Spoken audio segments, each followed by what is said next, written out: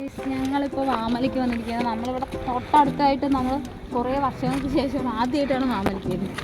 വാമലയ്ക്ക് ഇതാ എൻ്റെ മിഥുട്ടുണ്ട്, ജാനിക്കുട്ടിയുണ്ട്, നന്ദനുണ്ട്, എൻ്റെ ഭർത്താവുണ്ട്. അപ്പോൾ നമുക്ക് വാമലി പോയിട്ട് കാണാം. അപ്പോൾ ഞാൻ നേരത്തെ പറഞ്ഞ പോലെ ഞങ്ങളുടെ സ്വന്തം നാടായ പാലക്കാട് ജില്ലയിലെ പല്ലാവൂരിനടുത്തുള്ള വാമല ക്ഷേത്രത്തേക്കാണ് ഞങ്ങൾ പോകുന്നത്. ഞങ്ങൾ പോകുന്ന ദിവസം അവിടെ തൈപ്പൂയ ആയതുകൊണ്ട് നല്ല തിരക്കുണ്ടായിരുന്നു, നല്ല അടിപൊളി പരിപാടികളും ഉണ്ടായിരുന്നു. പിന്നെ ഇതാ പോകുന്ന വഴിക്ക് അടിപൊളി രമണീയമായ പ്രകൃതി രമണീയമായ കാഴ്ചകളൊക്കെ കണ്ട് എന്തെങ്കിലുമൊക്കെ പറഞ്ഞ് ഉല്ലസിച്ചിട്ടൊക്കെ നമുക്ക് പോകാൻ പറ്റിയ സ്ഥലമാണ് ഇത്. ഇവിടെ നിന്ന് ഈ ബൈക്ക് നിർത്തിയത് കണ്ടിട്ട്, ബൈക്കും വണ്ടിയൊക്കെ നിർത്തിയത് കണ്ടിട്ടാണ് ഇവിടെ ഇത്രയും തിരക്കുണ്ടെന്ന് ഞങ്ങൾ ആദ്യം മനസ്സിലാക്കിയത്.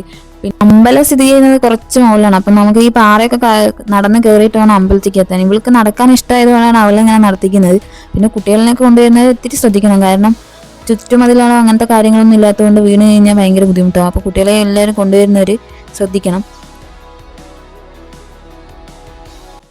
വിചാരിച്ച പോലെയല്ല ഗൈസ്, കുത്തനെയുള്ള മലയെന്ന് സത്യം. കാണാൻ ഇത്തിരി പാറ വിശാലമായി കിടക്കുന്ന പോലെ കണ്ടാലും കയറാൻ ഇത്തിരി ബുദ്ധിമുട്ടുണ്ടായിരുന്നു. അത് പ്രായമായതിൻ്റെ ആണോ എന്നറിയില്ല, എല്ലാവർക്കും ഒരുപോലെ ഫീൽ ചെയ്യണമെന്നില്ല. ആദ്യമായിട്ട് വരുന്നത് കൊണ്ട് അങ്ങനെ തോന്നിയതായിരിക്കും. ഇനി പോകുമ്പോൾ നമുക്കറിയാലോ ഇങ്ങനെ ഒരു പാറയുണ്ട്, അത് കയറുന്നു പോകണം എന്നൊക്കെ നമുക്കറിയാവുന്നതുകൊണ്ട് അത്ര ക്ഷീണം തോന്നില്ലായിരിക്കും. നമ്മൾ അമ്പലം എത്തി, കുറച്ച് നടന്ന് ചെയ്ത് കഴിഞ്ഞാൽ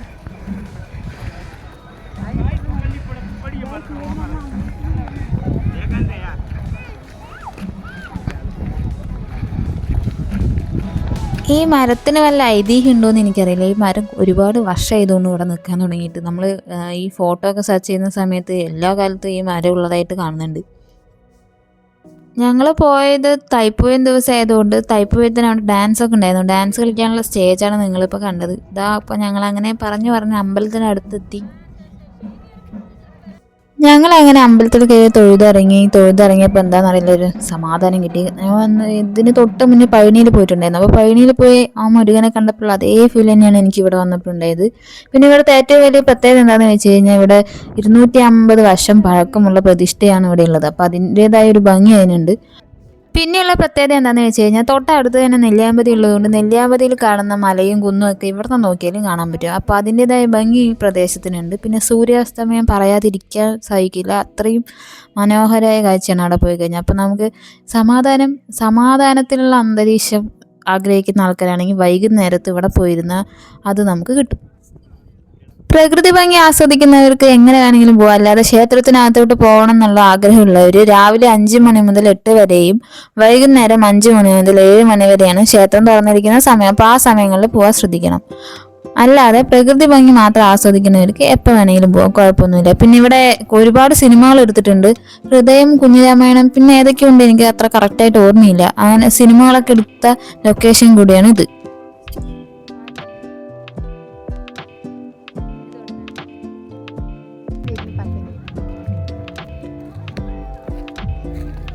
അയ്യോ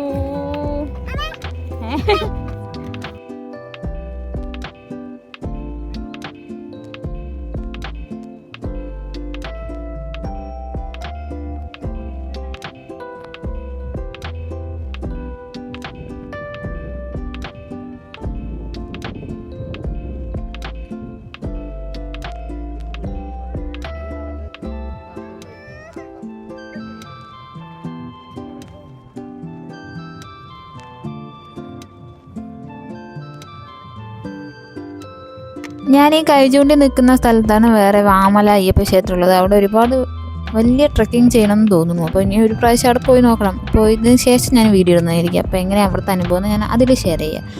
അപ്പോൾ നമുക്ക് ഇവിടുത്തെ കാഴ്ചകളിലേക്ക് പോവാം ഗൈസ്.